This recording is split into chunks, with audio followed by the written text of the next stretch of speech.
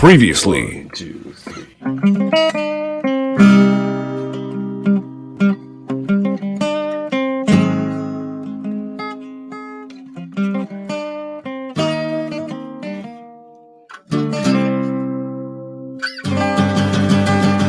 X-Rated, the X-Men Animated Review Show.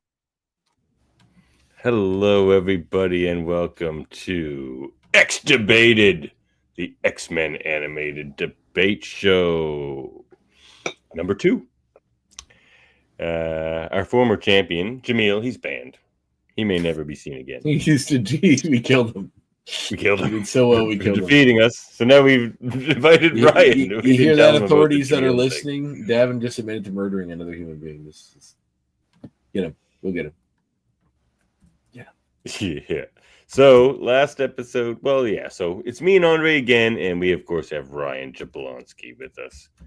Ryan's out for revenge. We're calling this the Revenge Edition. Whose camera only works in portrait mode, apparently. Yeah. He's on his phone, I suspect. That's an iPad, actually. Oh, is it? Oh, there you go. There you go. Andre, you're a genius. You guys, when you guys put your heads together, you can almost beat me in a debate. So, but that's not how the rules work here. So, how do the rules work here? Well, we have 9 debates, unless there's a tie. We have 60-second debates with a 60-second free-for-all.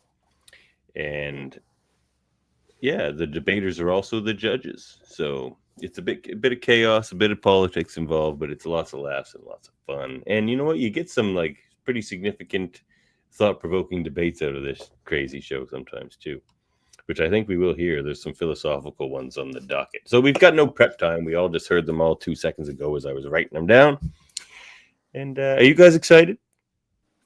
Absolutely. Cold and different. Ryan, you're out for revenge. I'm going to try. I'm out for revenge as well because, like you, I went back and looked at the first one, and I did not do so well. I got 1 point. Andre and Jamil got 4 points each and needed a tiebreaker. So I need to do better. I don't remember any of that. That was a while ago now. Yeah, you and Jamil were going toe to toe. I suspect myself and the viewers felt like I won, but I will say it was a very good show. The debates were pretty fantastic, and I know, like you guys said, even on the show, but a lot of those arguments, I really could have flipped a coin, and it would have been okay either way. The hardest part is the judging on this show. All right, well, should we get going there, fellas? Let's do it. Let's rock. All right. I'll do mine first here. So, be it resolved, Cassandra Nova is the best character created by Grant Morrison during his X-Men run.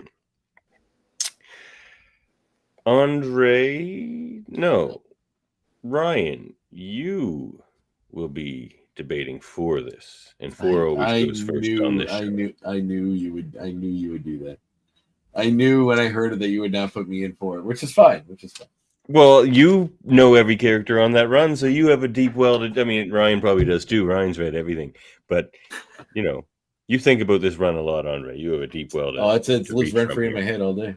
Exactly. So, yeah, 4 always goes first on this show. Andre, your 60 seconds starts now. No, I'm not for him. Against. He is. Oh, sorry, Ryan. Your 60 seconds. Hold on, I'll start the timer over. Yeah. Ryan, your 60 seconds starts now. Cassandra Nova is the best. Tell me. All right, so Cassandra Nova is an idea that shouldn't have worked, but ended up being perfect. She took everything that we thought about Xavier and the evilness that he could do if his powers were unchecked, and went to the next level. I mean, she literally destroyed an island full of mutants just for shits and giggles. Like, she didn't mind doing it. And on top of that, she's come back multiple times. Whether it be through the Krakoan age or even now in the modern times with in the books. And she even made the live action jump into Deadpool Wolverine, where she got to be the big villain there as well. Cassandra is a villain that's here to stay, and I don't think anybody expected it. And that's you can't say that about a lot of the other characters that came out of that run. All right, very good. You can see the rest of your time, which is like 2 seconds. So happy, so entrenched. Yeah, right. exactly. Very good. Very good argument. All right, Andre. Why is Cassandra Nova not the best? Cassandra Nova, albeit an excellent villain, is not the best character that Grant Morrison created in this run. I would argue that the version of the White Queen that we all know and love was totally created by Grant Morrison. What she was before was nowhere near how cool she became later. I think Quentin Quire is perhaps one of the best characters ever created because he was as much a new part of the series, he breathed a lot of life into it and created antithesis to the X-Men's normal way of doing things, but within the team itself. I think Phantom X is such a cool character. He's like an X-Men James Bond spy. I think Barnell Beak was such a cool addition to the team. Glob Herman, Martha Johnson, and I'm a big fan of Zorn. Although, like, Cassandra Who do you mean? Cassandra, pardon? Am I done? No, Cassandra Nova only had like 3 issues, Zorn, and she was really in it, and then not again until the future at the end when she was actually a good person. So, like, I think that her contribution to the entire run of that series is minuscule compared to all the other characters that endured and lasted. Wow. This one's really going to come down to the open debate. Mm-hmm. All right, fellas, have at each other. 60 seconds. The one thing, so I agree with a lot of the other characters. I love Quire. I love Beak. I love Phantom X too. I know a lot of these characters that we both like. It's really good. The difference is with Cassandra is that every time she shows up, it's epic, right? But in Morrison's run, she shows up once in the first 3-issue arc and then dies. She's shot with a bullet and dies. But we're talking about created in the run, not what just happened in that run. Well, there's lots of other stuff that created and continued on within that run that was much cooler. I mean, Quentin Quire, I think, had much longer legs than Cassandra Nova. He's been such like the Wolverine, the X-Men miniseries, and all that stuff brought him out to the forefront. The U-Men are so cool too, like these humans that modify themselves in mutant organs. That's such a cool concept. And something that's uniquely different than just a uber powerful mutant. We had lots of those. We have Franklin Richards. We do, but you know what? We haven't had one. We haven't had one like Cassandra, and I think it's not even so much her herself as what she did. Right, like the destruction of Genosha was a story. Keep going. 60 seconds more. It's not that creative though. It's the same as taking any superhero and making the bad guy version of them. It's like it's just taking here's the bad guy version of Professor X. It's not that imaginative. It's not that inventive. It's just kind of here's the dark side of them. It's the Nega Duck to Darkwing Duck. Like here he is with this color slightly different. Like it's not that. Like she's cool and she did a lot of damage. But as far as interesting characters go, that's sustained. It's just an overly powerful mutant. But that villain version of a character we know is typically a better character. Like Nega. I don't know. Bizarro's not better than Lex Luthor. Who's that? Like I think Bizarro's not better than Lex Luthor. Like just because they're the antithesis of the hero doesn't mean they're more interesting. Bizarro's the anti-Superman, so like Bizarro's a much more interesting character story-wise. Oh, I disagree. They just took the opposite and did everything with it. That's all they did with. She didn't even and survive in the womb. I said that's for 50 years. Professor X killed her in the womb. Yeah, and she came back. Like how many babies are sucked into their how many dead babies? How many dead babies did not reach their full potential by coming back after dying in the womb? This is incredible. I mean today's climate. I mean, Cassandra Nova will rule the world. All right. Oh, that was really close, fellas. And Ryan, you had it for most of the debate, and then Andre sort of took it at the end when he kind of turned your own debate back on you a little bit by saying it's not so much because you referenced the same thing. You both said it's not so much the character, but the things the character does. And like you use that as a positive, he used that as a negative, but it's just like, but you can say like it was a good counter. It was a good counter. To me, it's like, you can make a really boring character and blow up the world. They're still a boring character.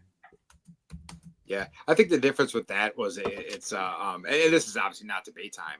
Is that the her taking out Genosha is one of the few things from that run that is still consistently brought up. Like it is still such a huge story arc that happened. I mean, hell, they just did it in X-Men '97, obviously not with Cassandra, but like that's such a pivotal moment in mutant history. It's honestly, it's probably the most important thing that came out of the Morrison run, which I also loved. I mean, I know that Davin didn't like it as much. Like, it's hit or miss with me, and I don't like the art.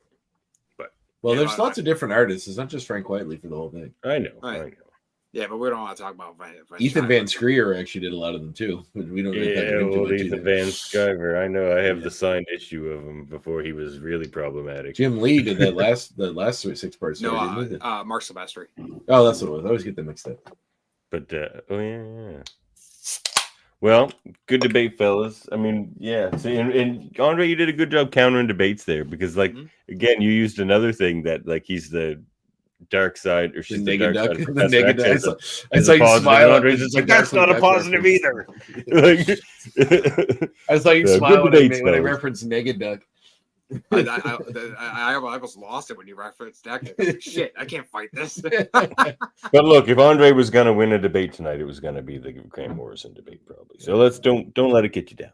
All right. It's okay. So Andre, your first one is up next. All right. Here it is.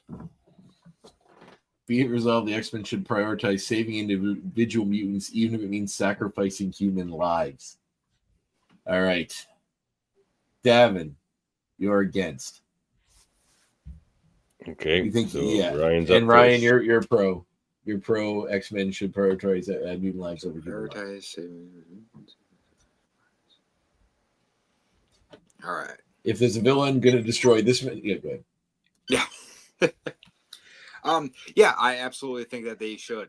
And this is we're gonna go with the more of a Magneto's right type of situation, because mutants as a species have on multiple times been on the brink of extinction, right? So the humans who are have been proven time and time again to be violent and actually, I mean, have multiple groups that are out there just to kill the mutants, like.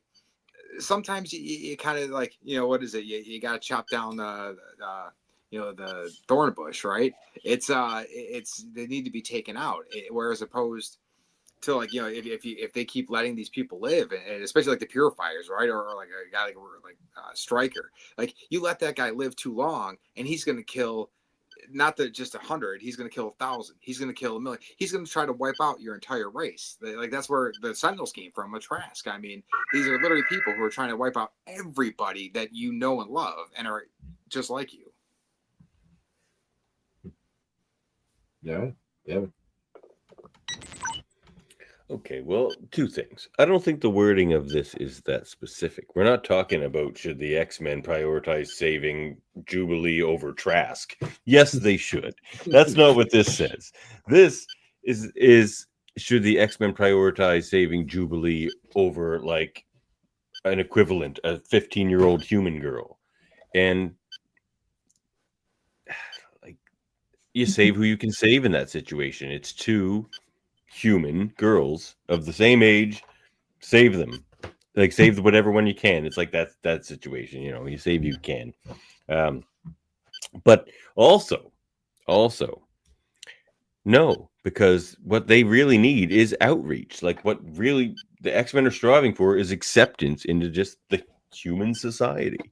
And if they're constantly like letting humans die just to save their own, that becomes noticeable. Like people don't like the cops for that reason.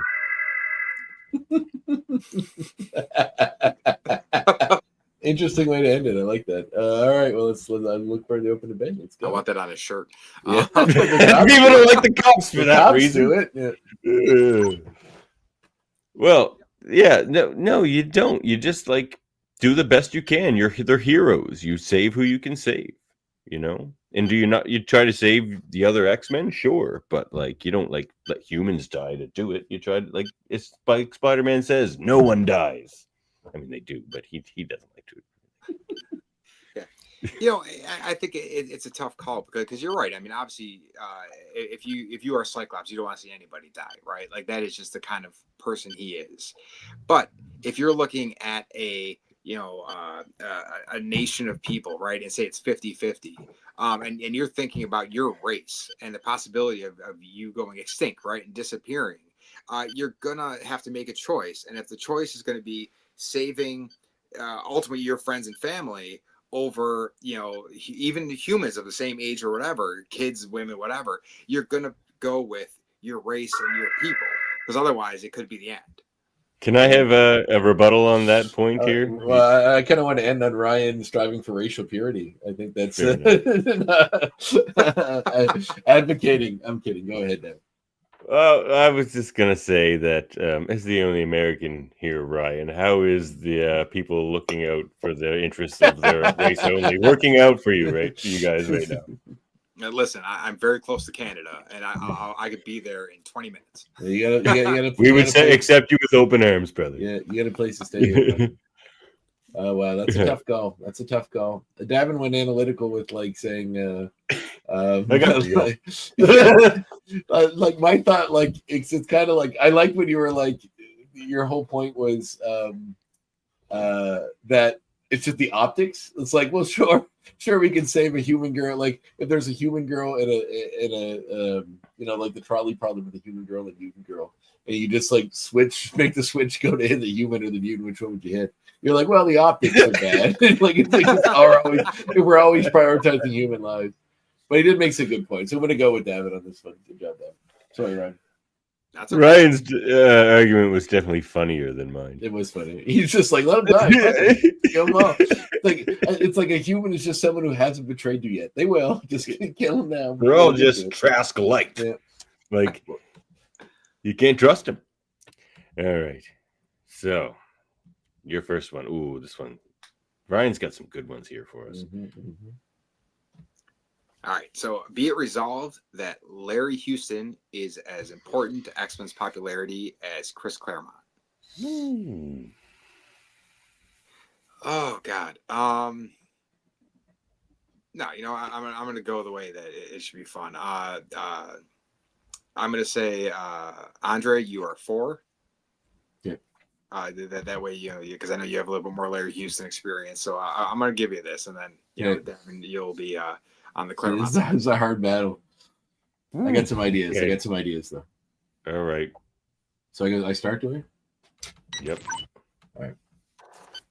Anytime you mention X-Men, almost everybody references the X-Men cartoon. In regular conversation with regular people that aren't comic fans, this cartoon comes up way more often, especially on my podcast where I talk to people that do comics. Almost anytime anything comes up, it's usually related to the X-Men animated series of people of a certain age, around my age or slightly younger.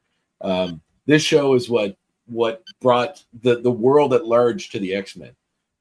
Because of this show, people were familiar with the versions of Wolverine, Beast, all these characters that we know and love today. I mean, Claremont, it was taking what Claremont did, but the scope of what Fox did with it made it so much wider and broader, and it reached an entire audience well beyond comic fans. And a lot of people tell me that this series is what led them towards the comics, that this series is what brought them in and got them to be comic fans to begin with. So I think the series is equally as important as Claremont because they work hand in hand together and have created a wider knowledge of X-Men across the board.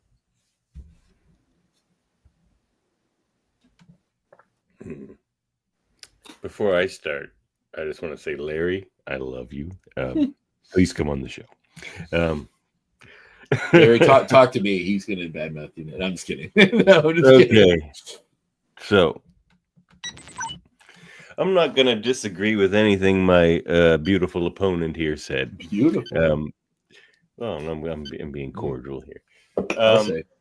Because he said it himself. He just says, yes, everything that Larry did was based on what Chris did. So the debate is over. Look, when we look back at TAS, everything that we look back at is something that Chris Claremont created. Not just the characters he created, Rogue and Gambit, and most of that roster other than the main 5 and Wolverine. No, he did create Wolverine. No, Len Wein created Wolverine. No, he didn't. But anyway, you get my point. He created the Wolverine we all know and love. And when we look back at TAS on the storylines that we remember the Dark Phoenix saga. Ooh, who wrote that? We remember Days of Future Past. Who wrote that one, I wonder? I mean, who wrote most of the storylines in that? Even like the Final Decision and other things that weren't just direct rips. They were based off of comics that Claremont wrote. All right, I'm excited for this open debate. I got a couple things in my You, sir, are an ignoramus. No. All right, listen. What is the one? Are we on now? Oh, Yeah. You started the time. Okay. What is the one character that you reference the most from the show? The one villain that you quote more than anything is Apocalypse. Apocalypse was not created by Chris Claremont. No, it's created by Wheezy Simonson. It was, but that has nothing to do with Chris Claremont. Okay, but that's just a one quote. Like he doesn't. No, man, you doesn't quoted overwhelm him so that show. much. You quoted him, And we're talking. We're not just talking about that quoted show. him. Apocalypse from X-Men TAS doesn't overwhelm the X world. Like the things that they take. What do you think? For even the MCU movies, or not even the MCU movies, the Fox movies, they didn't take from TAS. They took from the comics. Everything that ever is created X-Men that's not a comic is ripped from those Chris Claremont comics. No, there are a lot of things in that series that is not. But look, all the things. Only X-Men 97 has used storylines not created by Chris. No, they use lots of stuff. Apocalypse. They use the Brotherhood of Evil Mutants, Sauron, the Savage Land. Yeah, that's all Chris Claremont. Not all of it. Savage Land was ran before Claremont. Oh, before, sure. Like there are aspects of that were part of the history long before Claremont. Captain America was not part of Chris Claremont's run. Well, we got that wonderful old soldier story from the one good. It was. There was that Uncanny X-Men. There was a comic that was a flashback that was Wolverine, right. Well, Black Widow, and Captain America, written by Chris Claremont. I would argue that the cultural impact and the amount of money made from X-Men 97 as a sequel series to anything Claremont has done as a sequel to his X-Men series drastically outweigh it. All those Fox movies based on Claremont's work? Yeah, they made a lot of money, a lot more than X-Men 97ers ever did. Oh, that's fair enough. But that's a whole other David Cutler wants in. Hey, I'm not doing anything. Let me debate. Bring him in. Okay, he gets the. You know what? He could be the judge. No, but sure. no. We'll bring him in. We're gonna bring you in. He can pick he can pick what two of us will argue the point, then we'll just put it in. There you go. Actually, no. I guess it is our question. We should be able to argue it. We can let him just do the judge for the rest of them. That's fine. Yeah, you can. So where we get an X-Men artist, and you do an X-Men stuff. All right, you got to pick somebody before he gets here, right? Right. No pressure, buddy. No, we both brought up both points that I've had in my head because Andre, I agree with you, especially with the popularity. Like the animated series is what brought in the majority of people of our age, right? Like, I got in. Luckily, certainly made me more interested in X-Men. Way more interested in X-Men. Well, right, it's because like I got in with the arcade game, right? But like very shortly after the arcade, that's the first X-Men thing ever for you, eh? Yeah. And I had the Super Nintendo. Geez, you know, it might have been for me too. It was either that or Pride of the X-Men. Well, I had the Spider-Man and the X-Men game. But Larry Houston was part of Pride. Did Pride of the X-Men, right? Yeah. So I'm trying not to be biased. But the debate, I have to give it to Davin. That's all good. Nah, I know. I'm sorry because I was like, man, I was like. I mean, it's hard to argue in a vacuum because the show is very much inspired by Claremont's work. So it's like, but I mean, to say it's equally as important, I feel like the only point you can really draw is that it brought a lot of people to the comics too. Like, the comics existed, and then the fact that they could mine it from that to make this. Yeah. And then that just brought a lot of people back to it. And what's funny is that when you got to that point, like I was like, oh man, I'm just running away with it. And then Davin dove into the movies. I'm like, shit, I didn't even think about that. Yeah, you know, I shouldn't. They make money. I don't like a lot of them. Sometimes you bring up a point, then it's used against you, and you're like, back. You know? Yeah. I mean, the one I didn't even bring it up, but the movie everyone likes, X2, is like, you know, a bunch of God loves, man kills, and it's mostly that. So. Great debate. Yeah, Claremont, man. Yeah. David Cutler will be joining us eventually, I'm sure. But let's move on until he gets here. All right. Good one, fellas. And like Andre, you did make the point, though, I felt like that you had to make to try to win that debate, which was that everyone you talk to, like that's what they bring up. You're right about that. Like literally almost everybody brings up. Oh, crap. We got to change this up. Hold on. I guess. There we go. Oh, days of Cutler's past. Dave Cutler's cuter past. Cuter past. Ooh, a cuter past. Yeah. I think Dave Cuter might be a better pen name, Dave. Have you consider that? Dave Cuter. Dave Cuter. How do you like your art? Cuter. Make it cuter. Cuter. Hello, your bosses. So we're trying to find a role for you here, Dave. Dave. Yeah, I think Dave could be our judge, unless he wants to. You want to be the judge for the rest of these? Or you wanted to- I'll weigh in on who You I said you wanna wanted to judge. debate, or I do you don't just wanna wanted to? judge. I don't You just wanna want to judge. weigh in after the debate or something? Yeah. I'll give my. Yeah, your yeah. microphone. Your microphone. Okay, Sounds your like mic it's is really far away wonky. from you. Oh, It is not good. You might be going through the wrong thing. I always have to. Almost found somebody, but anyway, we'll figure it out. Yeah, No, that'll he's be- fixing it up. He knows what he said. He's just he's got the wrong thing in. All right. So, next one. Be it resolved, rather than the reimagining of the main X-Men team that was X-Men Evolution, the next X-Men animated series after X-Men TAS should have been a spin-off featuring one of the other X teams. Shown or unshown on TAS doesn't matter, but one of the other X teams. Factor, Force, Excalibur, whatever. X-Static, whatever. Factor. Who's All right. Factor Force? Oh, you mean X Factor, X Force? Okay. I thought you meant there's a team called Factor Force. Factor Force! What a name! Sold. Written by Rob Liefeld and drawn by Rob Liefeld. No. Scripted by Rob Liefeld. Finding Yeah. quarter bins everywhere. All right, so who's for and who's against this one? What do you think, Dave? Who should argue for this? You guys don't already know?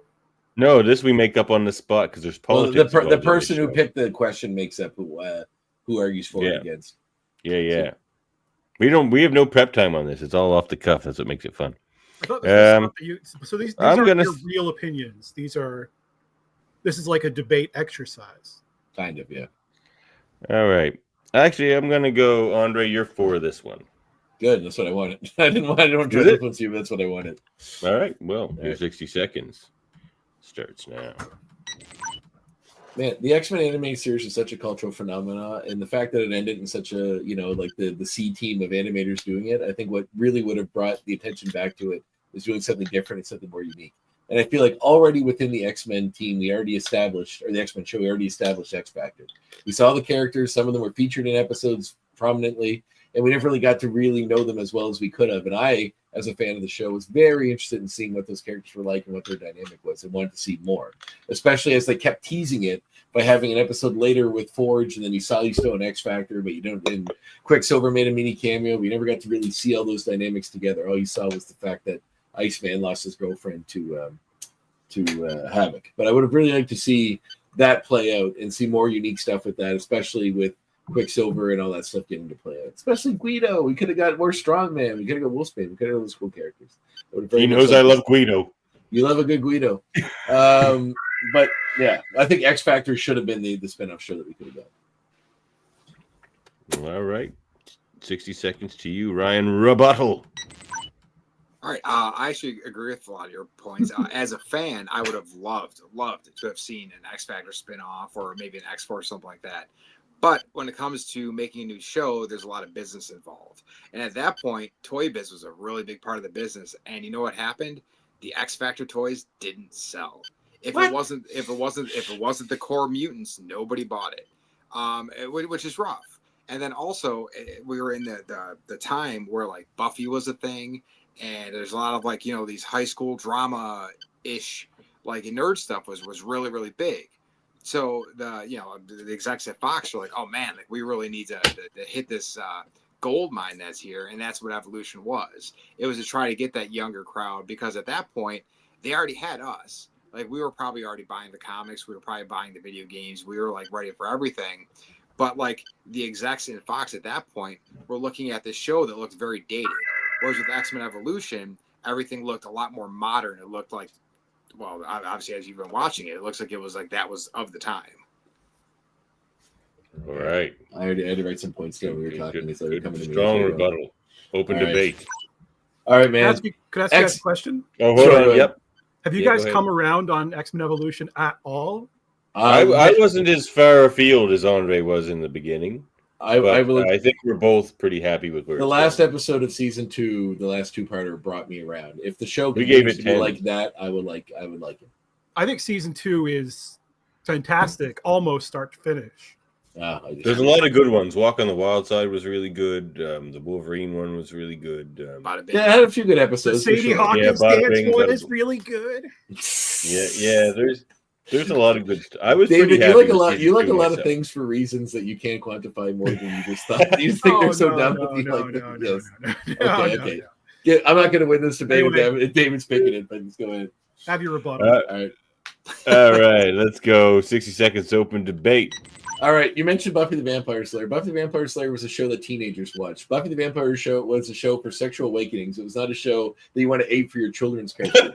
All right, like it's like Willow is turns gay, people die, there's lots of murder. There's a lot of stuff that shouldn't be aped in your X-Men cartoon. The only time that cartoon got interesting is when it eschewed that and became a superhero show. At the end of X season 2, when it became a superhero show is when it became far more interesting. No, says Dave Cutler. I could agree with that if the show wasn't happening before Buffy kind of went off the deep end. And I'm a Buffy fan, so but like when Willow was gay. Yeah, me too. But you're not going to get people that watch Buffy to watch a kids cartoon on Saturday morning on Fox. Yeah, but there's not a lot of overlap there. Yeah, but the age of us was where we were, right? So like I was one of the kids to say, as a person like that came from TAS and started watching Buffy, but like I was still an X-Men kid, so like Evolution was good to go. But now it wasn't just me; it was also my younger. No, if they made a Buffy cartoon for kids at the same time Buffy was unpopular, it wouldn't have done well. They were going to, and they didn't because it wouldn't have done well. Well, no, I think they didn't mostly because they couldn't figure out how to make it accessible for children. Vampires on TV, yeah, they weren't going to be able to stake vampires. So it wouldn't work.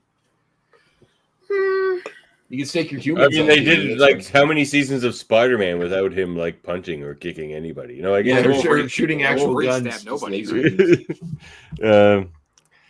Look, I think a lot of your guys' arguments kind of cancel each other out, but I think the thing that kind of rang true through that is what Ryan said about the marketability and how he's right. Side characters. Well, they've never given a chance to be. If they became the forefront characters, they may have became popular, but they never were. Perhaps. But I'm going to give the point to Ryan on this one. Hey, no shutout. Boo.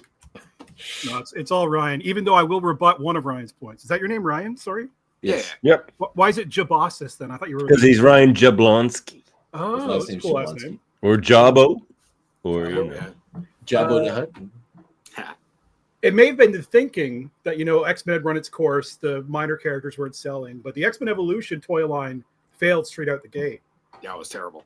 And the show still went for 4 years. Yeah. You know what I'll say about that? Oh, you're right.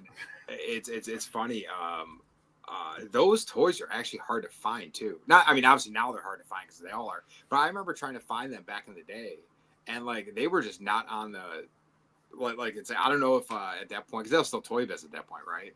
Oh yeah, I think the action figure market was changing quite a bit at that point. It was. It very much. It was going from children's toys to children don't buy action figures anymore. It's like dudes that look like us that buy action figures. Yeah, like that whole thing happened around that time.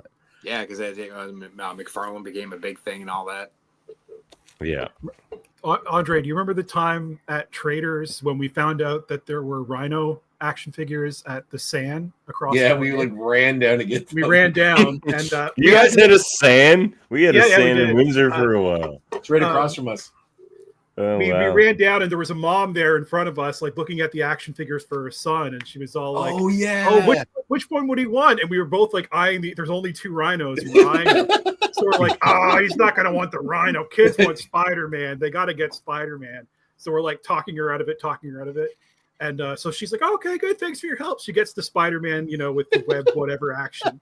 And then later she comes into Traders and she sees us sitting there with our Rhino action figures. And she doesn't say anything, but she's pissed. I forgot about that. That's awful. I quote one thing from our store to people probably more than ever is the time that you met Ethan Hawke. He came into that store. Yeah, like because he has a summer home like literally 2 miles from my parents' house. But what was he doing in the comic shop? Well, it was right across from liquor store. So when you went to buy your booze, you would come get mix or cigarettes or whatever at our store. Oh, gotcha. And I literally, because he's one of my favorite actors, and you see him jogging sometimes down a monastery near where I grew up, and he still lives there. I was listening to a podcast like 2 months ago where he was on it, and he said on the podcast about my summer home in Nova Scotia, and I was like, I know where that is. It's down the road from my parents' house, but Anyway, maybe I remember the story differently, but Dave told me he like came to the counter and was buying something, and Dave goes, "Are you?" And then he goes, "Yeah." And then Dave goes, "Sorry, I haven't really seen a lot of things you were in." And then he goes, and then he goes, "I haven't seen anything you were in either." And I think that was like one of the funniest responses, because I was like in the back filling the cooler, and Dave was working the counter, and I was so mad that I never got to meet him, so I always wanted to. I guess I wouldn't have been I wouldn't have been a bigger fan of him then as I am now, but he's such a good actor. No, I actually had seen A Waking Life, but I didn't know that was him. Oh right, yeah. You never saw the Sunset movies or what's the Explorers, the Joe Dante movie?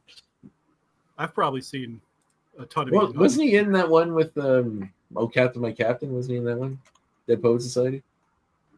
Was he? Yeah, he was in Dead Poet Society. All right.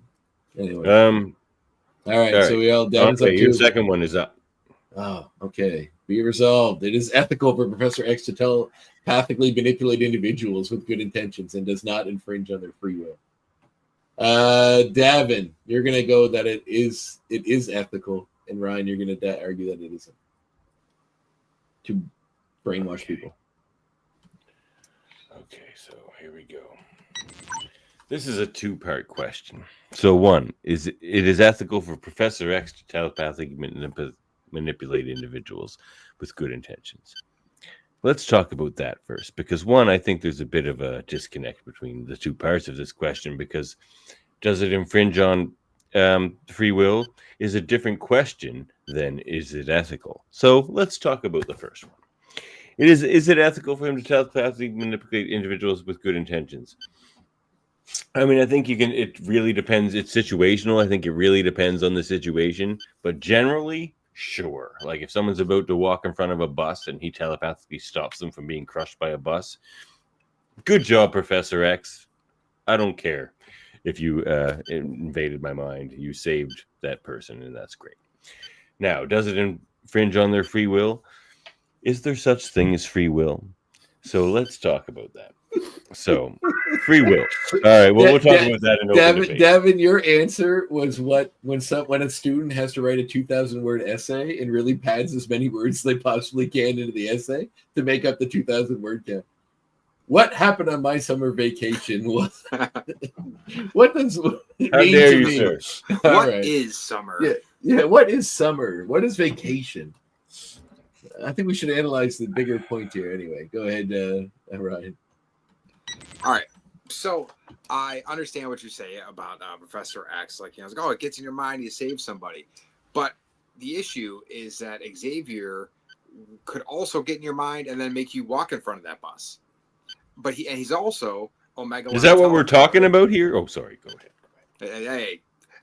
But he's also like, one of the most powerful telepaths in the world. So not only could he have one person do it, he could stop a war by having every single soldier turn the gun on themselves and kill themselves. Like, whoa. How is that possibly a-okay? Like, that's a terrible thing. So not only is it, even with the best of intentions, because maybe he, saved a village or he stopped a war.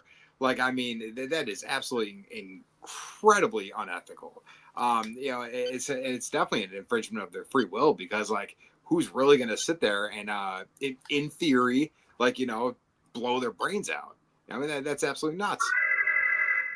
All right. Looking forward to the open debate. I want you guys to focus on the slippery slope. Like, not necessarily the slippery slope, but the idea that, like, if you could telepathically make the entire world docile and there's no violence, is that okay? Is it better than making people free? We're arguing that he's only doing this with good intentions, right? Yeah. Okay. All right. So 60 seconds open debate. So I'm not saying I'm a materialist myself, but does free will really exist? So I don't think we should really talk about free will right now and whether it infringes on that, because I don't think I know there's no evidence that free will exists. I mean, can I prove the contrary? Perhaps not, but there's no evidence that free will exists. So is it ethical for him to control people? Look, we're talking about good intentions here. And is there possibility for abuse through good intentions? Like the road to hell is paved through good intentions? Yes. But if Professor X is never to use his powers for anything, then that's one thing. But like that's almost infringing on his personhood because that's part of himself. So Yeah, but good intentions. if he's going to use it at all, it should be with good intentions. Even the best intentions could lead to very bad things, though, because it could be your best intentions to, have somebody at the bank give a whole bunch of money to the homeless guy down the street, or it could be his best intention to have, somebody's wife leave him for him because like he likes her better and he thinks he could be better for her.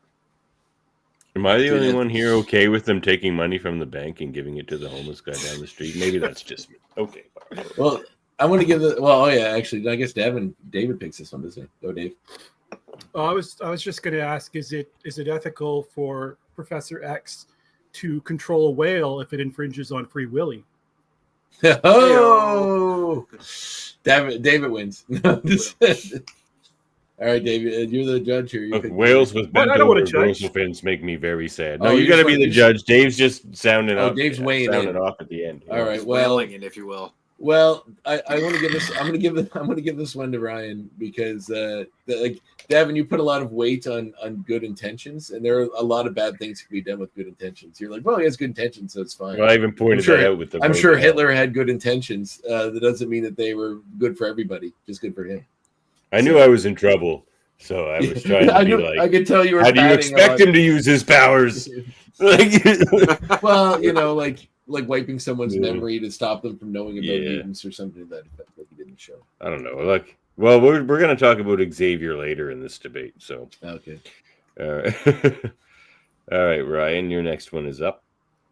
Oh, all right.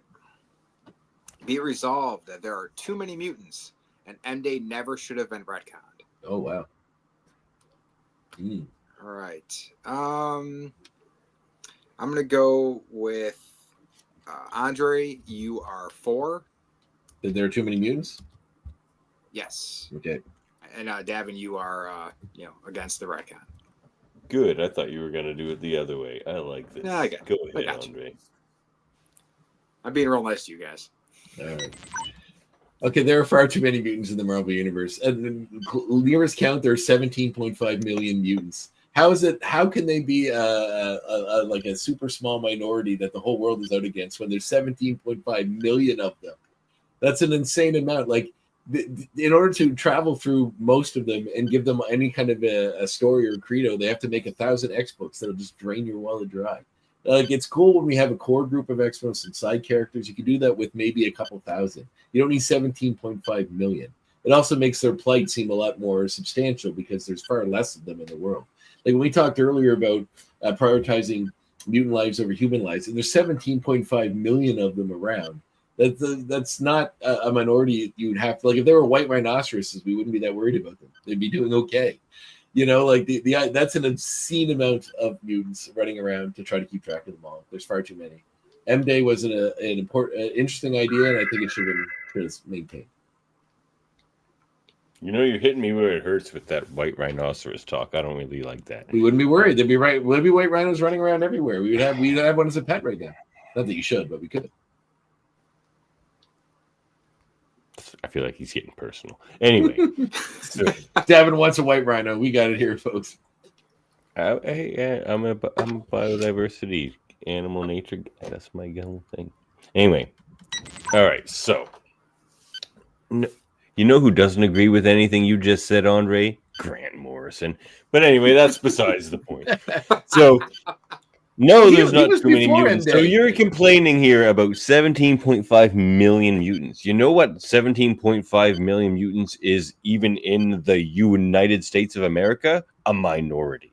So on the Earth, 17.5 million is like nothing. It is a huge minority and easily persecuted by the other like 7 billion.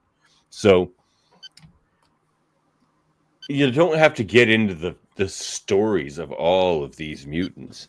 You can still focus on the ones that we care about. But with this huge not huge, but like reasonable population of people, it allows for more stories, more characters you can bring in. Not even just for like to be members of the X-Men, but it's just like they can have relationships with other human relationships with other mutants. All right.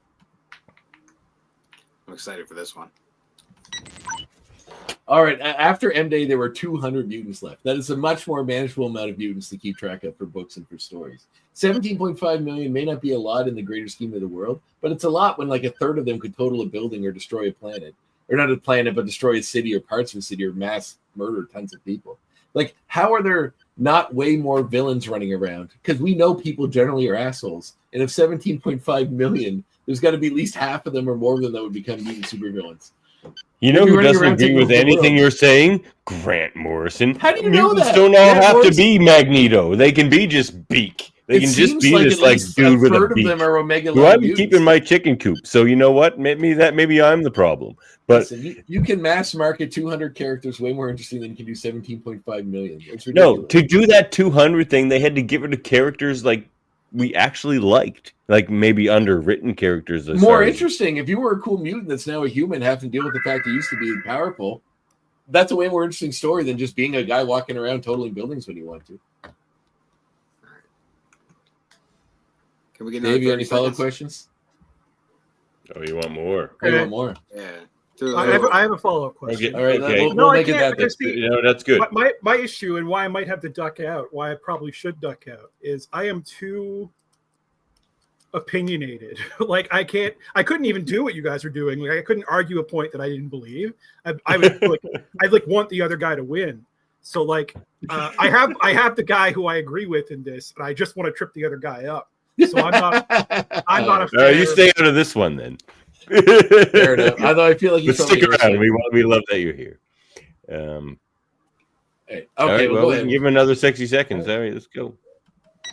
It's clearing out the deadwood, man. That's why you take after a storm, you get rid of all the trees, you take them out, and you throw them in the dumpster. Those are the characters you don't care about. You keep the 200 that everybody really loves and cherishes. And let So them how long flourish. do you keep that 200?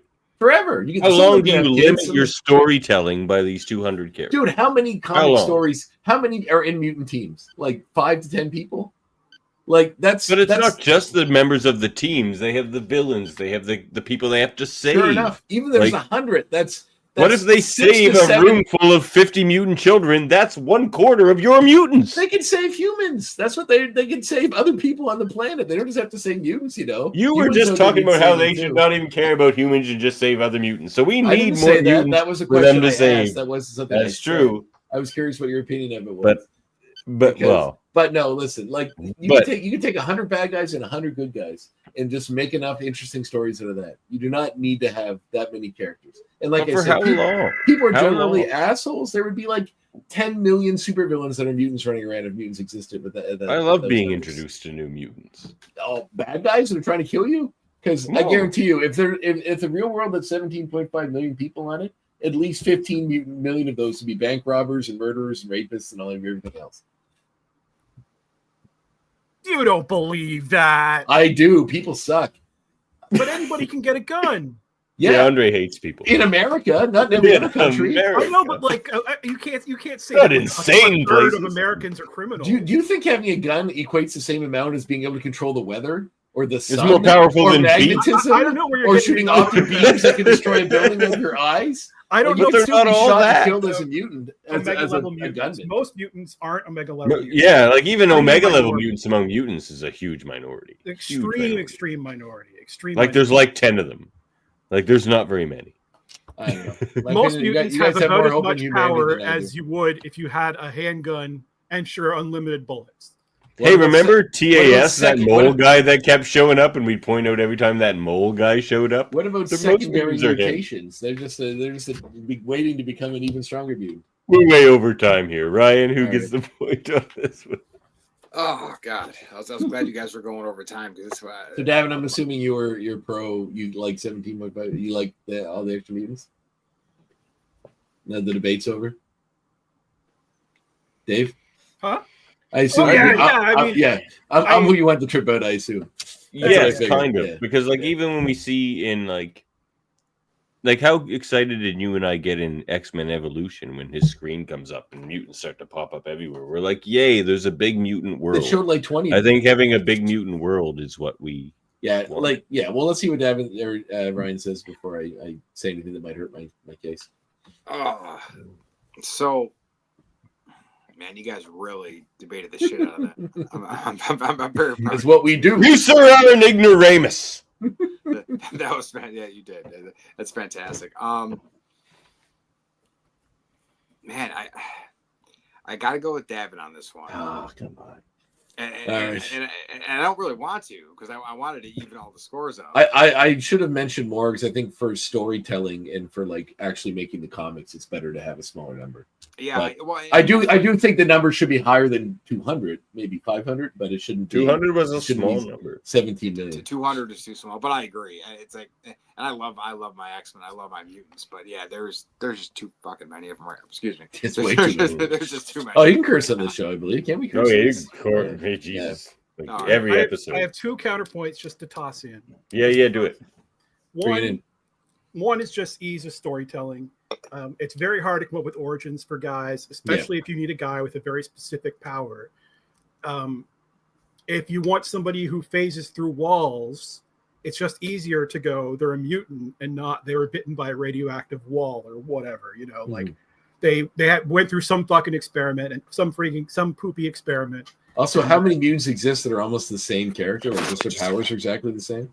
Well, my other point is for diversity of background in the line, because one of the big issues with the 200 was mostly the straight white cis het mutants kept their powers. Oh, really? I don't remember. Yeah, and then, Well, like they're because established characters. most of the minority mutants are very minor characters because they're newer or Like whatever.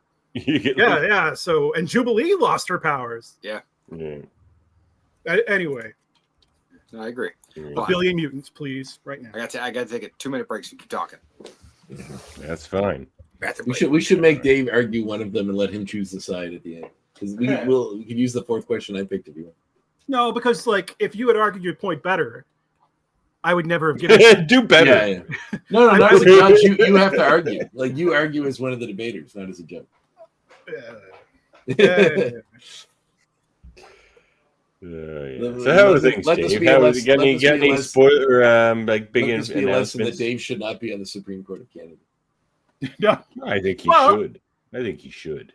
He just said if it goes against what he believes, he's not going to vote for it regardless of what you said. That's what you want. I You don't want think there's someone with anything in the conviction on Canadian the Supreme Constitution Court. that goes against what I believe.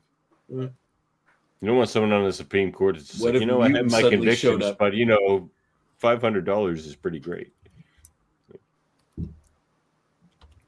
So, But I would say more mutants.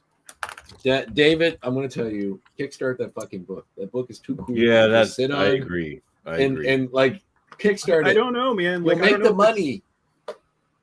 Man, you know how many? You know what? How many things get Kickstarting comics kickstarted seems these like days? Like, so many of them do well, and you get like such a cool thing going. Just make it. I mean, have it mostly done before you kickstart it. But and you're a renowned artist, David Cutler. You could sell a you're Kickstarter book Marvel. like that. You're the creator of Native American Captain America and Thunderbird's new costume and all these cool stuff.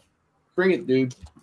Leverage it. Draws one Put it out there. hell of a Nightcrawler. Is it called Toxic City? Was that the name for it? Yeah. Is it because you wanted to call it Toxicity and you're afraid to get sued by Systems of a Down? No. It's Andrew Wheeler. Don't lie to us, Dave. I have brought up The toxicity. kickstarting it to him, but I always bring it up at the caveat. Like I know that it's probable that our reach and the nature of this project doesn't have any kind of like undercurrent to tap into. There are so many books that people. But so many of sell those that are Kickstarter like- books don't. Yeah, they're just their own Like thing. some of them are like another Godzilla book or whatever. Dude, if you did like some of a them are 100 or just 150 page sort of graphic novel that had like the full story that was like all color with all your character designs and the art, it's beautiful, dude. You'll sell it. Oh, thanks. Man. Yep. Oh well, I we'll agree. see because I thought we were done trying. And we'll promote the shit out of it. When I first posted that we were done trying, Andrew Wheeler was like, "Whoa, we're not done trying. Well, something else." But I don't know what the something else is. And I brought up Kickstarter. So far, he doesn't seem interested. But It's a lot of work. Kickstarter is a lot of work. Yes, and it would be his work. I would not be lifting a finger except to satisfy whatever. What are they called? Artistic obligations. Yes, and like if they're like free, sketches that go with different exactly. the rewards. And all that, yeah. I don't know, dude. I mean, he works for Image, doesn't he? Image doesn't. Yeah. He has the ins. Like we got it in front of the editors at Skybound, Boom, and Mad King. Image? Not Image itself, because you have to have a completed first issue. Well, which maybe we do that's the not next have. step. Yeah. Mm, And then make a first issue. yeah, that's what Done. I'm thinking. Kickstart do the it right first now. issue. Do it tomorrow, David. Can you kickstart Yeah. one issue and then bring it to Image after that? Look, you talk to Andrew Weaver. We'll talk about it. I'll We'll talk put him on the line. I'll talk to him. All right.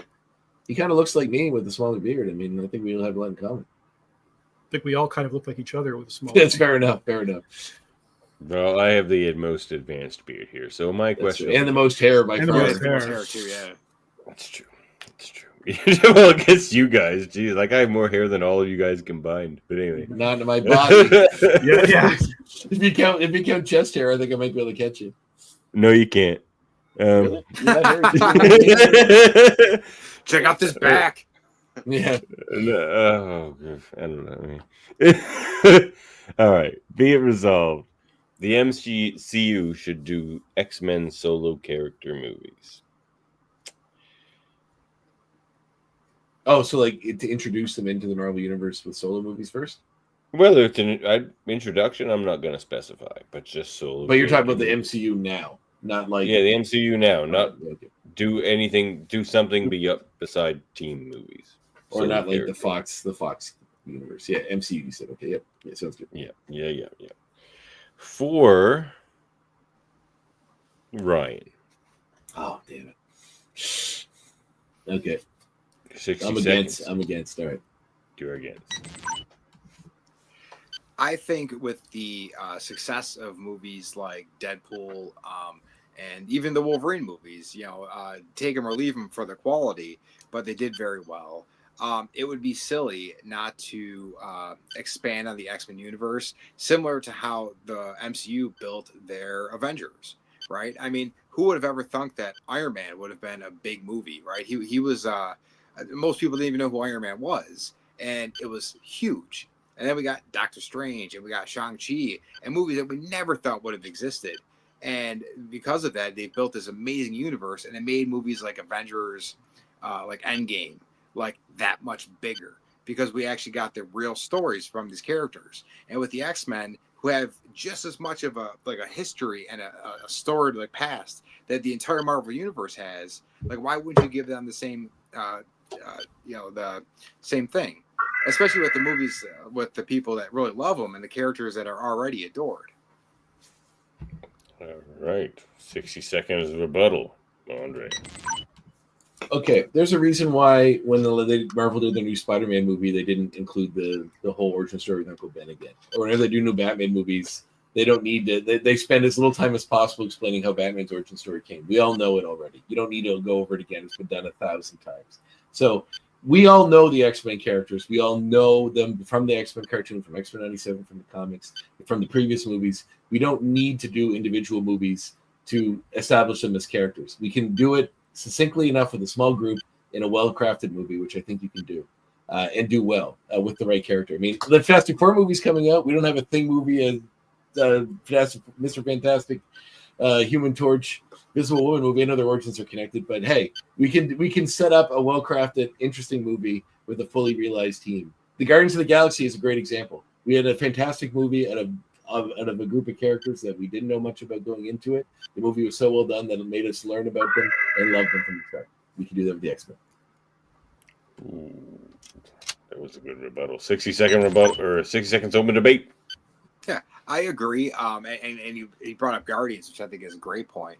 But this isn't, and Davin did specify, like, this isn't saying that we have to start with solo movies. Like, you start with an X-Men movie.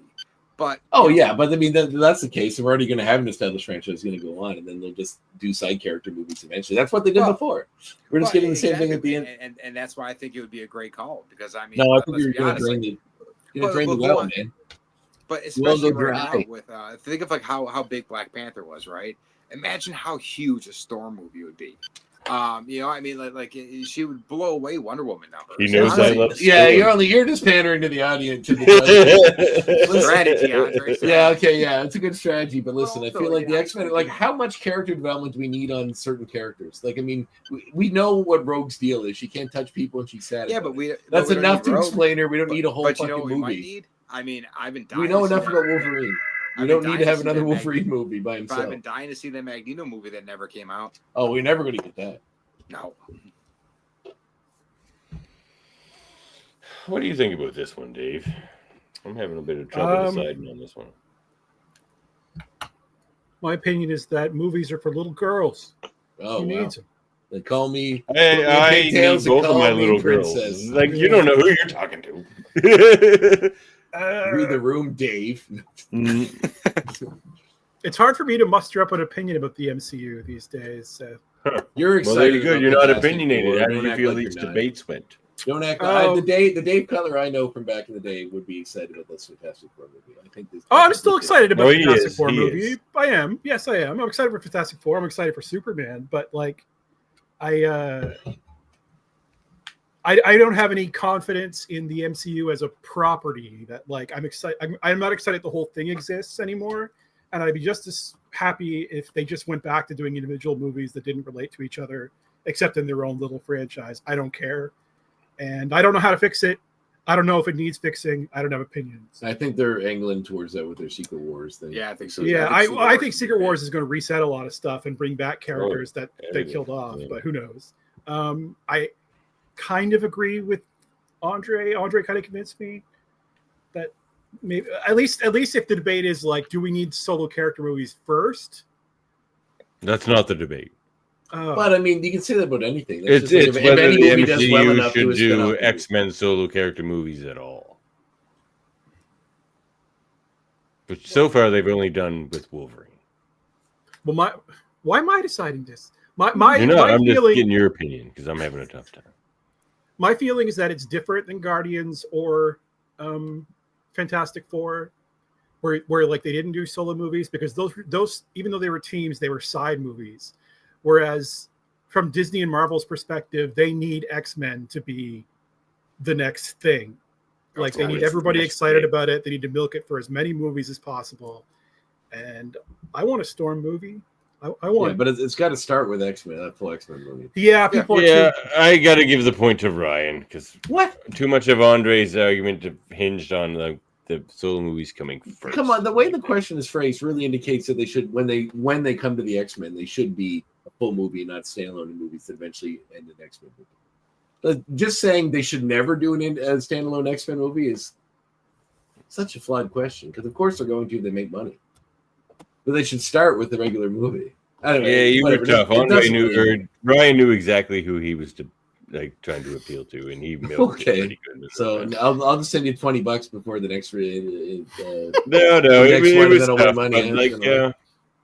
I think All right, well. his point about if you can make solo Avengers movies, Well, like remind me of every my next actor debate to talk is about how cool. great Storm is, no matter what the question is. You should. Do it. You should know that by now. I guess I should have. Hey, don't worry. Last X It's debate, my I fault only for got thinking 1 the point. judge was impartial. It is impartial. What a fool I was. Remember Dave, when I said about the population of how many people with 17.5 would turn out to be bad? Yeah. I mean, what's that? He was just talking about me. All right. He'd be So, an eco-terrorist, Andre. sure. No, but- for You're sure, 100%. Oh, good enough to talk. All right, be it resolved that mutate should be given the same access to mutant exclusive groups and locations and attention as natural born mutants. Basically, mutate should be included in the mutant conversation. Oh. Davin, I know which way you're probably going to go, so I'm going to say you're against. And Ryan, you're for.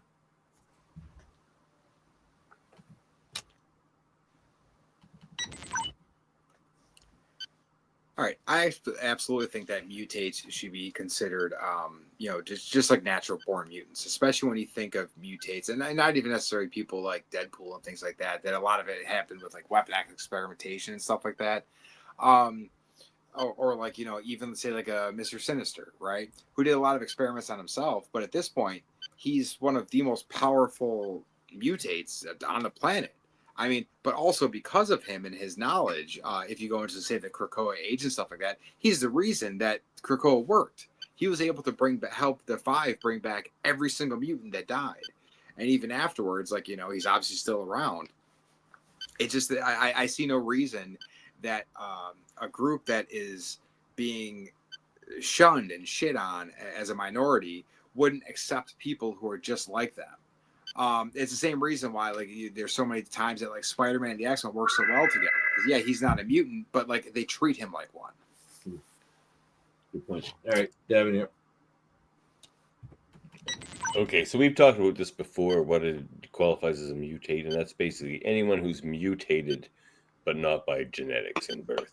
So, you want Hulk on Krakoa? You want, like, Spider-Man? You know, how disruptive is Spider-Man? What would he do to Krakoa? He would tear up that entire society with his wise cracks.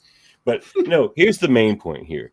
If you include all mutates, Captain America, Hulk, Spider-Man, basically almost everybody except Iron Man and Hawkeye, and you dilute the cause. The persecution is of mutants because humans feel that they're being replaced and that they're threatened evolutionarily by mutants.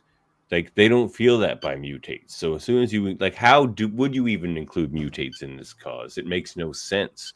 Like, it's not the thing that threatens humanity and brings on that persecution in the first place. So, and Spider-Man is, he's a troublemaker. I love him, but he's a troublemaker. A lot of hatred towards Spider-Man in that. No, I love Spider-Man. All right. That's not what a gonna help wise your crack. point. That's like the anti-bring I know. storm. I don't All right, know. Dave, My other points were better. Dave, is there anything you want them to argue about in the open debate? Or you're any proposal? See, I have trouble coming up with questions that don't tip my hand that I know support one argument better than the other. You have to be it, resolve them. You don't make them questions. You just say something and make us argue about it. I can't. I Okay. can't do it. All right, open debate. Let's go. Get it on. Okay, Don't so dilute the cause, man. There's an actual cause there. there is an actual cause, but then say, and just because it's more recent, like let's look at Krakoa, right? Like Deadpool tried for so long to get on there, and eventually they're like, all right, like you're good to go. They let him on the team. He's a mutate, he's not a mutant, but he helps the mutant cause. He's done. I mean, he's killed a lot of people for her, but he's done so much to help him. But in the same token, so is Spider-Man, and even so is Captain America, and guys like the Hulk and things like that.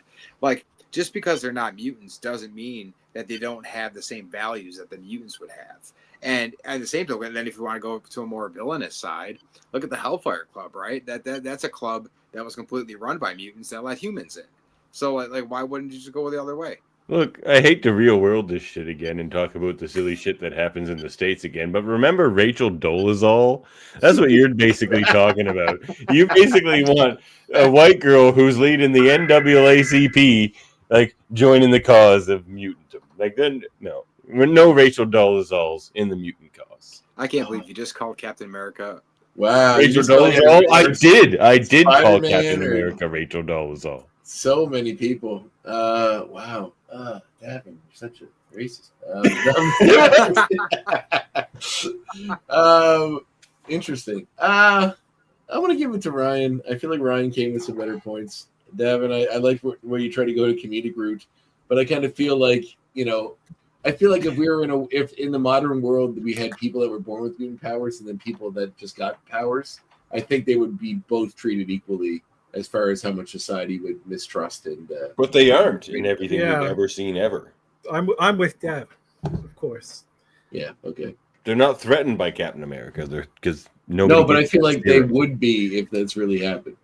In the Marvel universe, people are like the way how people say about Republicans that every like Republican bringing in $20K a year believes that they're a billionaire that just hasn't made their first billion yet. Yeah. In the Marvel universe, everybody thinks that radioactive spider's coming. That the super everyone thinks soldier they're serum Captain could be America. around the corner. They could be one of them. They'll never be a mutant because they weren't born that way. No. And the mutants are here to replace them. So they'd be out there with their tiki torches. You will not replace us. Fist bump, Captain Dave. America. You understand? Yeah, Yeah. there you go. Or no, here. That's where it Right. goes. There you go. That's I better. did it to my screen. You just did Yeah. this. I got you here, buddy. Just fist bump through the screen. You haven't put your hand up. See, you put it by your window. No. Fist bump me through the side. See? There you go. There you go. You're going the wrong way. No, on my screen, I'm going the right way. I think we're Yeah, on different fix it. screens and different windows. Anyway, we're very. Look, off it looks on right on all my that. screen. All right. So, final debate. Ryan. Be it resolved that Charles Xavier is the most dangerous foe the X-Men have ever faced.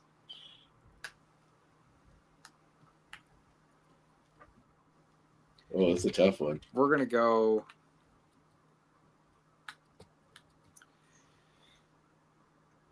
Only one person can catch you in this debate.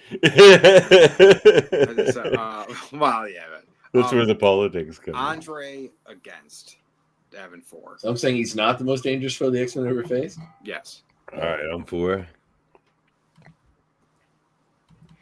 Okay. So I'm glad you chose me for this one. So the reason why he's the most dangerous foe they've ever faced, one, because of his power itself, and not just the power of his mind, but like the connections he has. Like he has a lot of intelligence regarding like how the Shi'ar Empire works and how the universe works and the players on Earth, and just like he's been reading so many people's minds for so long that he just has a more holistic view of the universe than everybody else. But two, the second reason why he's the most dangerous foe is because he's never going to go away. The danger never goes away, whether it's be somebody who's influencing him or just him going all friggin' onslaught or whatever. But like, because they still love him, he's still Charles Xavier. He's the X in X-Men. It's not extra power like Stan Lee says it is. Anyway, What does Stan Lee know? they can't get rid of him. They can defeat Apocalypse and make him go away forever if they really want to. They won't do that to Charles Xavier. All right. I mean, how can he be the most dangerous foe? He's the biggest ally. They're named after him. I mean, he's done so many, like, sure, every once in a while, comics will do some kind of storyline where he goes a little too far and he has to be put in check or he dies and comes back. But overall, in the arc of his entire run as the leader of the X-Men, he's done nothing but good things. He's fought in the Korean War. Him and Magneto teamed up to fight Hydra. I mean, sure, he has insane powers, but he's only ever really tried or endeavored to use them for good. And anytime he hasn't, he's usually like being mind controlled by someone else, or he's from another universe or something else stupid like that. I mean, Xavier himself is the beating heart of the point of the X-Men. I mean, Xavier is supposed to represent the altruistic side of people trying to make real change in society. Magneto is the antithesis. Stan Lee himself has said that Charles Xavier represents the Martin Luther King side of an argument, while Magneto is the Malcolm X extremist side of the argument. And I mean, was Martin Luther King the greatest foe for black people? I don't think so. I think he's on their side. I think he's trying to help people. I think that's what Xavier's doing.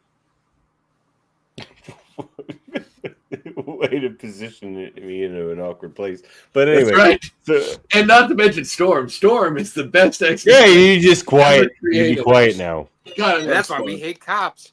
The cops do it. No, anyway. So, no, look, here's the thing. The thing about Xavier is he's not just this thing. He's just like, oh, he'll go bad because he's influenced by somebody else. No, Onslaught had nothing to do with that. The very nature of Charles Xavier is threatening. Everyone has a dark side. He was Charles Xavier's dark side. Yeah, and when Cyclops' Just dark because he side has a takes dark side over, that he was just like manipulated. broods in a corner for fucking It's different 15 when it's minutes. given a physical form. If someone reaches in your brain and takes out your dark side and then makes it another being, that's different than if you just act on your dark impulses. You're making Someone a didn't choice. someone was didn't mind raped, and then that mind raped baby was given a form and then became a monster. He's irresponsible for that. He can't control what it's going to do. It's like your darkest impulse is given. You literally said the words Charles Xavier has never done anything wrong. He enslaved a consciousness that he knew was a consciousness. Because for the greater good. For the benefit of his child soldiers, earlier, which is also messed up. Remember earlier, all you could focus on was good intentions. You said Xavier's always had the best intentions, so he's an ally. He's got the best intentions. What were his good intentions with enslaving the Danger Room? Because it was, a threat? Was it not? Because his child soldiers needed a training simulator. Okay, in my defense, I did not know that story. So I did it to Joss Whedon run. Yeah, it was a robot. It wasn't real. I'm kidding. Yeah, okay. Well, number one, it was written by ChatGPT's going to kick your ass in about Joss 5 Whedon years. obviously doesn't have a Joss Whedon obviously doesn't have a problem with putting people in compromising positions to benefit himself. So I'm sure a comic written by him. Way over time here. Whoa. No, So, I do want an official. You can keep going for an official. This is oh, come on. Oh, God. That's an hard argument. Well, what I just said, I think, is enough. Joss Whedon, come on. All right, let's do it. What? We're He doing wants another more? 30 seconds, yeah. Okay. Well, Look, Joss Whedon is your reference. Like he's obviously not an enemy. He's not a good example. He obviously is okay with exploiting beings and creatures for his own ends. So he can reflect that in the story and saw no problem with it.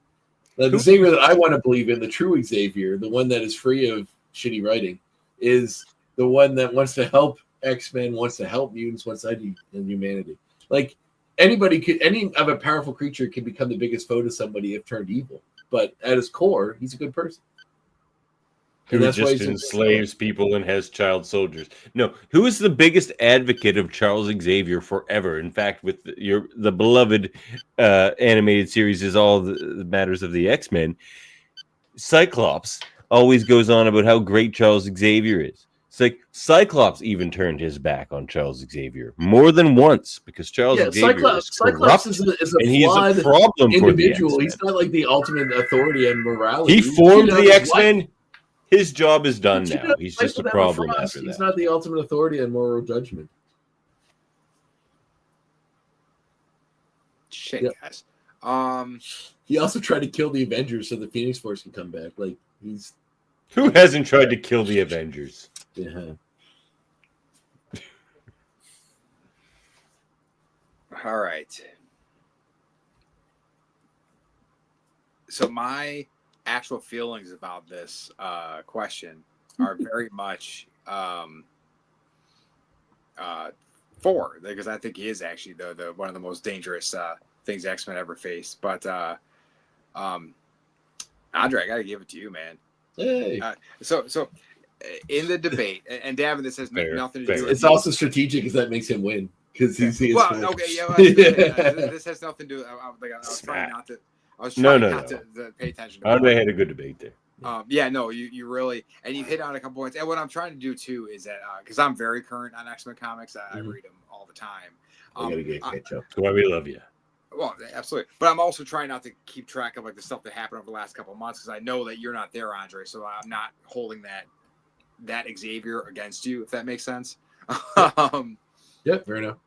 But no, I just and then Professor X is fine. He's like Vince McMahon. What? I just won this debate, didn't I?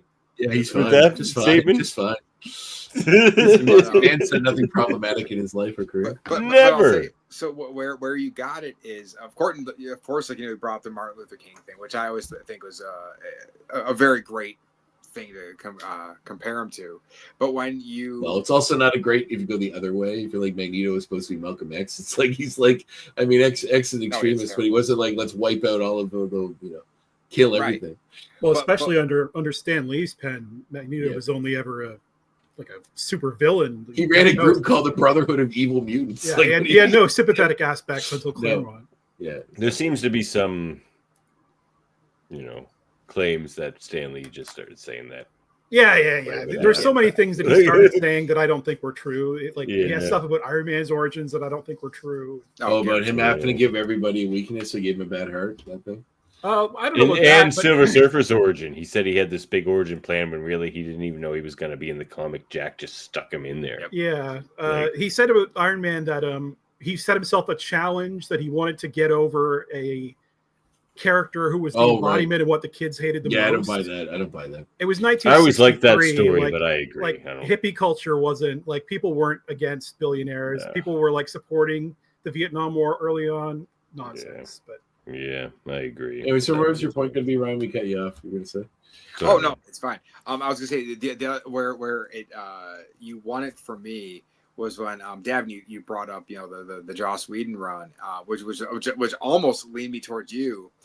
And then Andre said, "Oh yeah, Joss Whedon doesn't have any problems." I was like, "Oh man." I disregard your Joss Whedon point. He says historically. Well, no, because you brought it up because I thought that was actually a great point. Until then, Andre reminded everybody what kind of person Joss Whedon is. I'm like, oh, damn. He is the greatest strength and weakness of most characters is writers.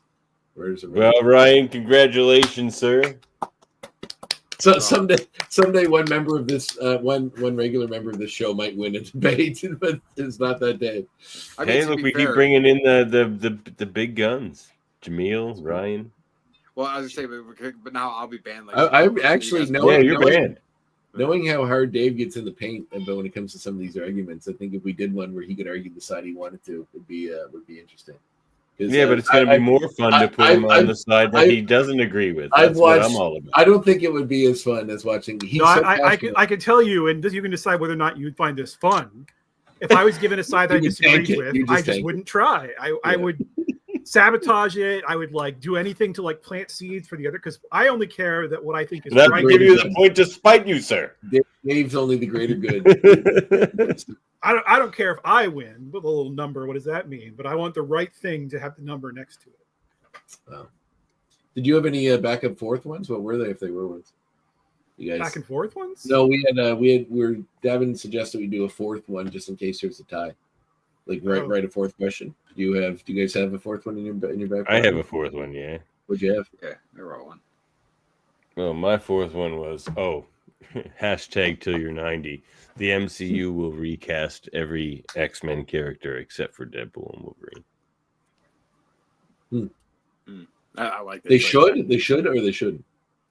Just that they will. Oh, I agree. They'll recast Wolverine. I think they'll recast Wolverine. It's gonna be that's Zac where the debate Efron. Lies. Yeah. It's gonna be Zac. Zac Efron. That's right. Zac Efron. Do you think they'll let Logan sit for a bit and keep Daphne Keane as Laura?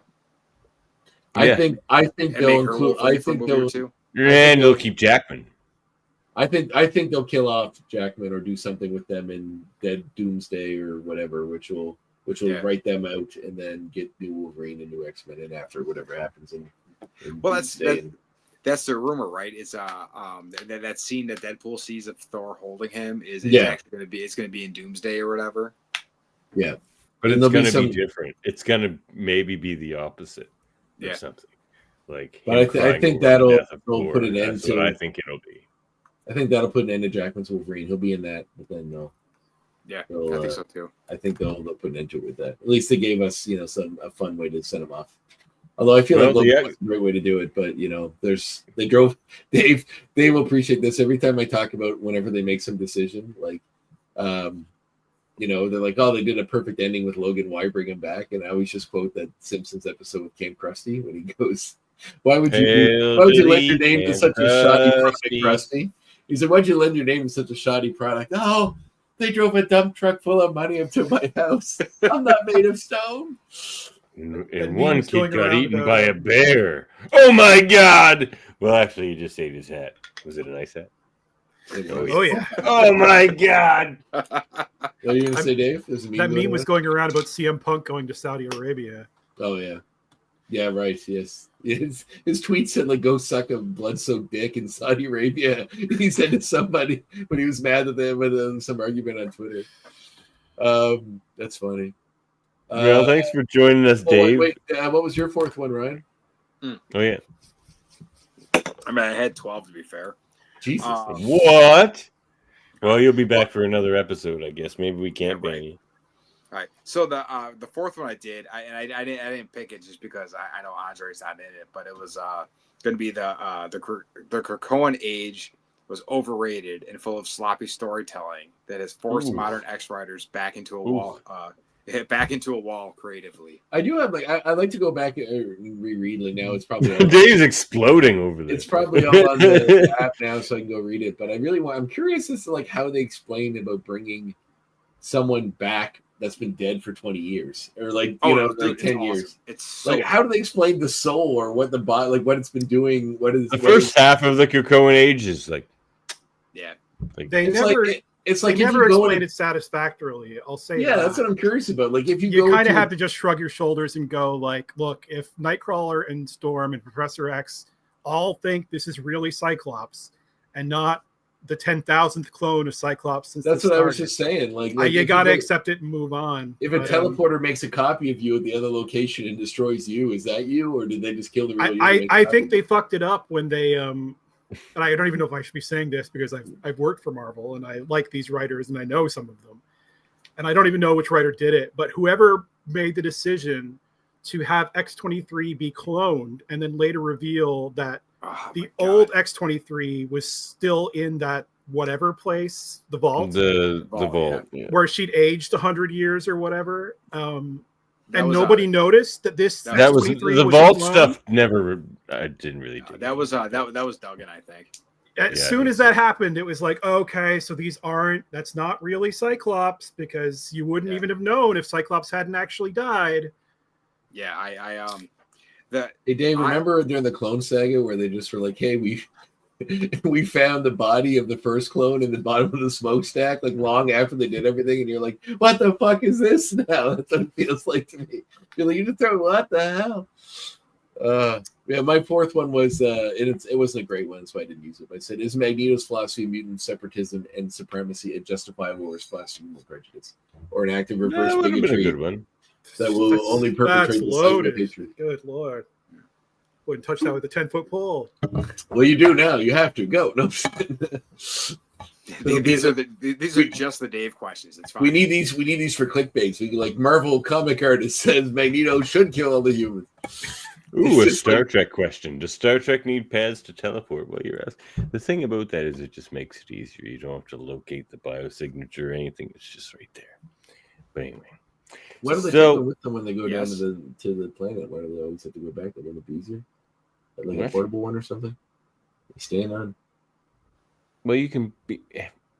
It's easier to know where one of Tune in to Live Long and Podcast, one of our sister channels here, and you'll get the answers to all Simon this Pegg Scotty managed to teleport someone while they were in warp speed from like half a galaxy away. So if you can do that, what do you need pads for? Check out Locutus. But anyway. How does Abrams stuff fit into your arguments when you guys talk about Star Trek stuff? Does it ever, or is it just like its own little island that you don't address? Basically, it's an island that I don't particularly care for. Okay. All right. Well, thanks for joining us, everybody. I hope you enjoyed our debates here. You can support the show at... You know what? We actually have one segment we should do. So the game? He's the coolest teacher we got around here, and the nicest.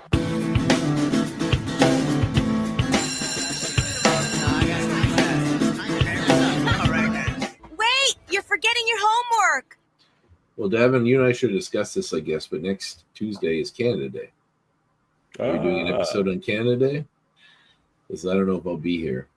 Nah, we can skip a week. Okay, well then 2 weeks time. I'll do it for you if you want. Yeah, you don't care about Canada. We should do a whole episode where Ryan just talks about how great Canada is. Just let him do it.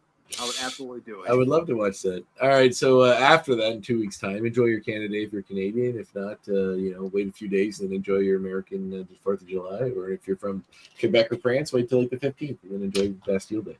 But somewhere between there, and check out Season 3, Episode 1, Day of Recovery, in which we... You're right, Melted Copper. Alpha Flight gets no respect, and they damn well should. I would very much... Oh, actually, when they I was talking... get no respect. When I was talking... Hey! Whoa! I guess I forgot to bring them up, because X-Factor's the spinoff from the X-Men series I would have always really liked to see the most, but I feel like an Alpha Flight one would have been really great, too. That would have been great. I forgot we had a whole episode where we saw them, so... Oh, yeah. I think we should just do an episode that takes place in that town. Remember the one where Cyclops runs off to, where there's like Husk and all those weirdos? Yeah. That was the worst episode of X-Men TAS. No, that was literally the worst one. I think we all know. I think we all know the Christmas episode is the worst episode. Whoa! Don't worry, Dave. I've got it taken care of. All right. Oh Lord. Oh yeah.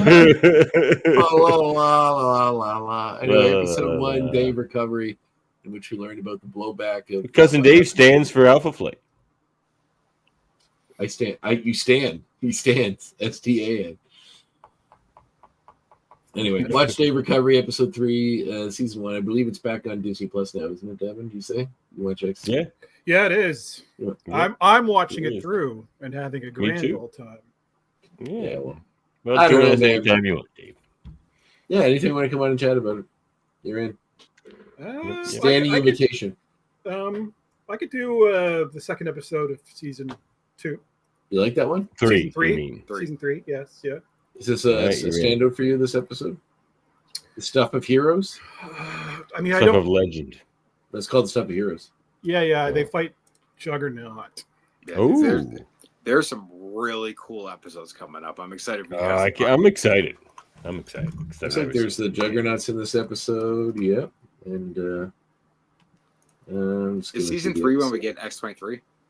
Yeah, toward the end. Yeah, that's so fucking good. Oh, I'm looking forward to that because that's her origin story, and I've never seen it. That's her debut. It's just like Harley and Batman. This is where she started. Again, I'm a big fan of Laura Kinney, so I'm really looking forward to that. It's a strong. Yeah, the show looks like it's getting interesting.